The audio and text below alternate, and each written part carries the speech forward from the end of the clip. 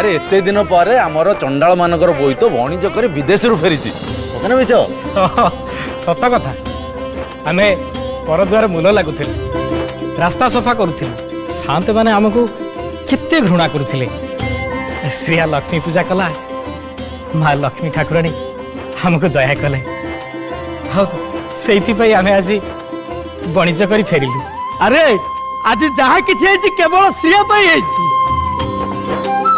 श्रिया कुआड़े गला मु तो ताकू डाकिक आसिली से मत कहले जाऊची बोली हेले एजे कोन पे आसीनी के जानी श्रिया न आसले तो जिनस पत्र बोईतर बाहरी पारिबनी एई तो श्रिया आसिलानी आ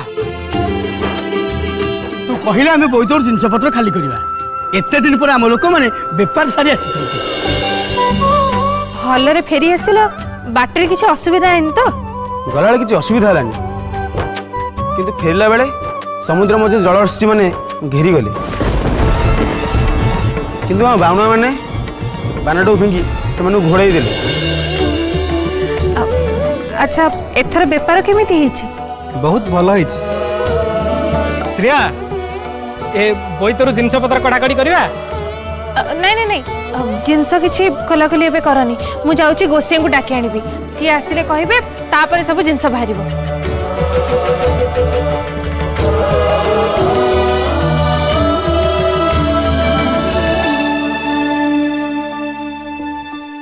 गोसाई कौन है तुम आजिकल ठीक से खिया पिया करून जप तप भी करूना मन इच्छा एणे तेणे इे सियाड़े बुलुच कौन है तुम गोसाई? अरे से तो बड़ गहन कथा जदि शुणु तो पाद तलू माटी खसी जीव। जगन्नाथ महालक्ष्मी को घर भांगा कथा तो कथा मुझे तो कहीदे कि कथा तो कहीं जाना उचित नुह तो केत कहली तुम आजिकल केत कौन कौच गोसाई तुम किसी मन रोनी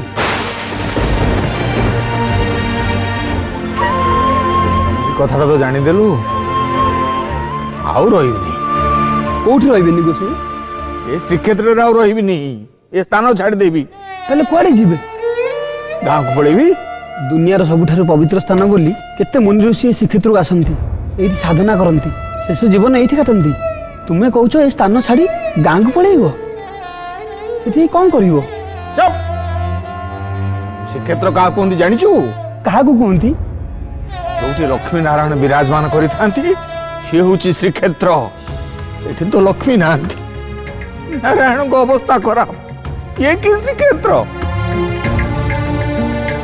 ये भावुँ मु गाँ को पलैबी सब कला किए गोसाई?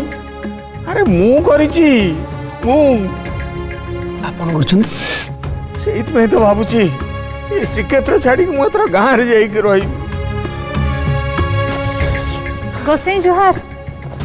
ओ श्रिया कौन तो अवस्था कौन कह? गोसाई बोई तो आसी नईकूल रे पहुंची तमें टिके जाई पूजा करते बोईतर जिनस गुड़ा खाली हम। शुण तू श्रिया संग जाई पूजा कर मु आसुछि। आज्ञा गोसाई।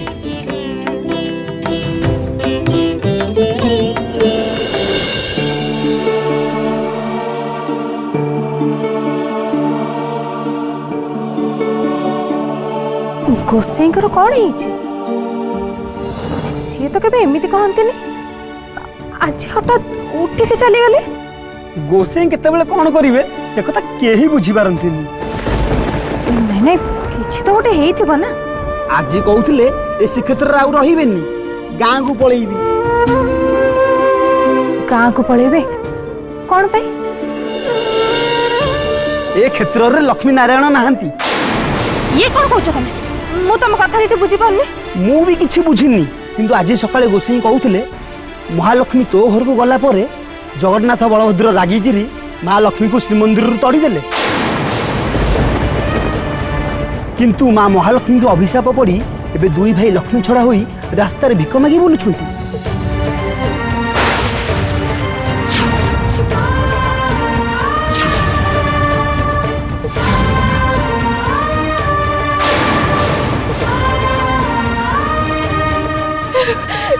श्रिया गोसाई गोसाई गाते गोसाई तो केतବେଳେ ଚାଲିଗଲେଣି गोसाई गोसाई गोसाई गोसाई गोसाई गोसाई गोसाई गोसाई गोसाई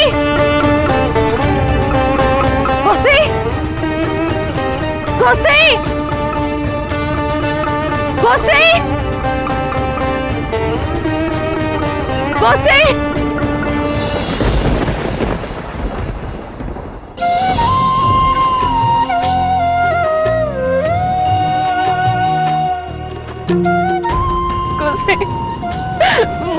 मो पाई लक्ष्मी साताड़ी को घर भांगी गला ମୁଁ ଯାହା ଭାବିଥିଲି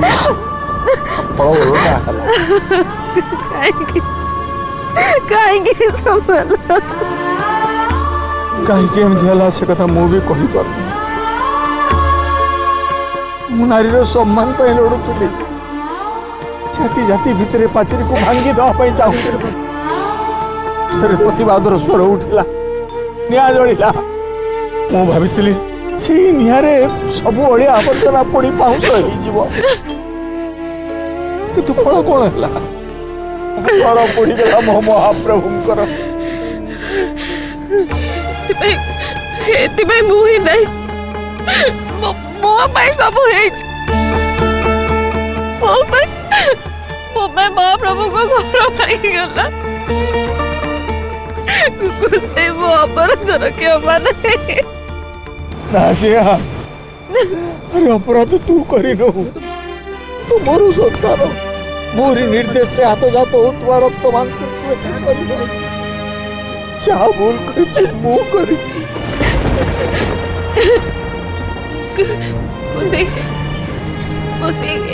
ଏବେ କଣ ହବ? ବହୁତ କିଛି ବଦଳିଗଲା ରେ ମା। ତମମାନେ ସେବା ବନ୍ଦ କରିଦେବାରୁ ତମମାନେ ତାଙ୍କ ସ୍ତ୍ରୀ ମାନଙ୍କୁ କାମରେ ଲଗେଇଲେ। ନାରୀର ସମ୍ମାନ ବଢିବ କଣ? ନିର୍ଯାତନା ବଢି ଚାଲିଲା। ଲକ୍ଷ୍ମୀ ଠାକୁରାଣୀ ଶ୍ରୀମନ୍ଦିର ଛାଡ଼ିଦେଲେ। ଆଉ ମୂର୍ତ୍ତି ମହାପ୍ରଭୁ ଦିନ ହୀନ ହେ ରାସ୍ତାରେ ଭିକ ମାଗି ବୁଲିଲେ।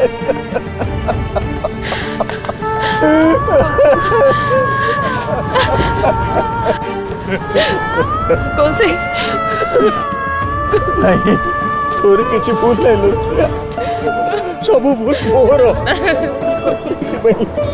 मु ठीक करछि, श्रीक्षेत्र छोड़ी चालू।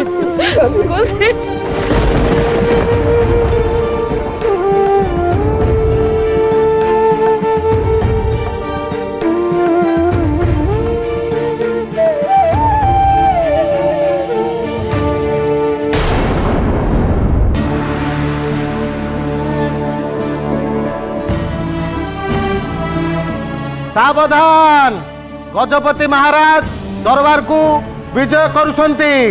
सावधान।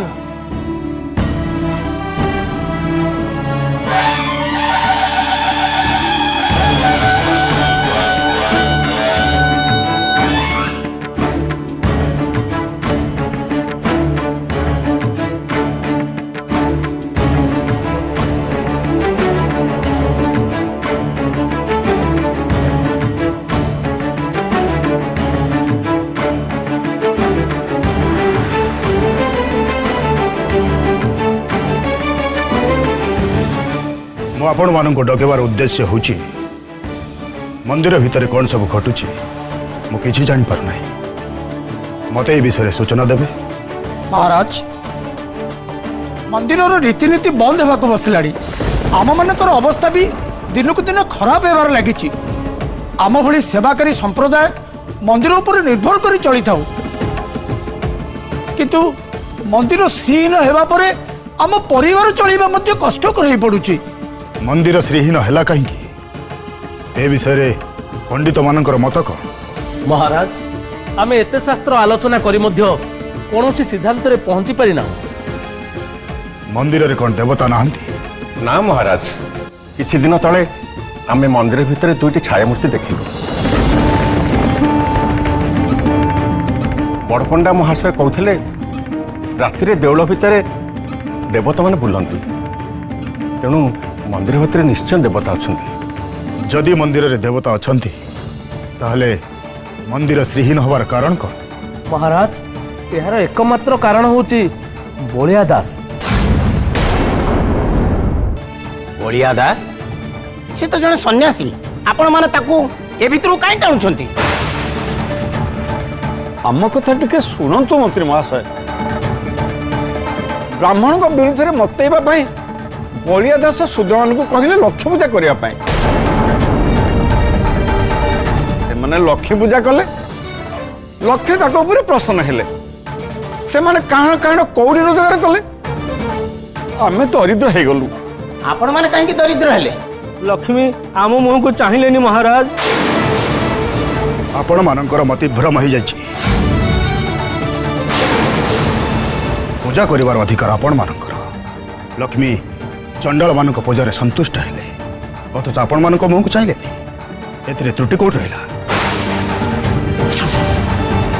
ଯଦି ଆପଣମାନଙ୍କ କଥା ସତ୍ୟ ହୁଏ, କେବଳ ବଳିଆ ଦାସ ହିଁ ଏ କଥାର ଉତ୍ତର ଦେଇପାରିବେ। ମୁଁ ନିଜେ ତାଙ୍କ ପାଖକୁ ଯିବି।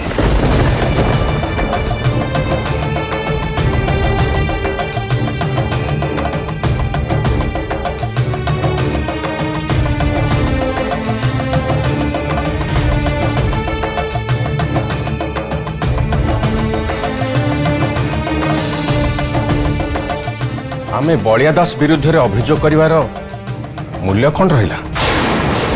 ତେଲ ତେଲେ ଏକାଠି ହେଇଗଲେ ପିଡ଼ିଆ ବାହାରି ପଡ଼ିଲା।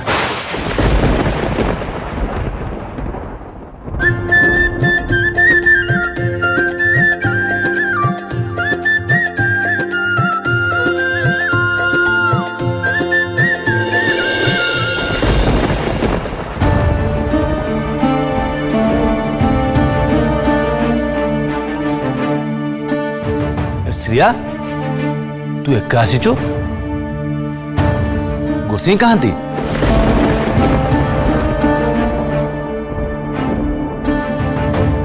ଆରେ ତୁ ତ କହୁଥିଲୁ ଗୋସେଇଁ ଆସି ପୂଜା କଲା ପରେ ଆମେ ବୋଇତରୁ ଜିନିଷ କଢ଼ାକଢ଼ି କରିବା। ଗୋସେଇଁ କ'ଣ କହିଲେ? ସେ ଆସିବେନି।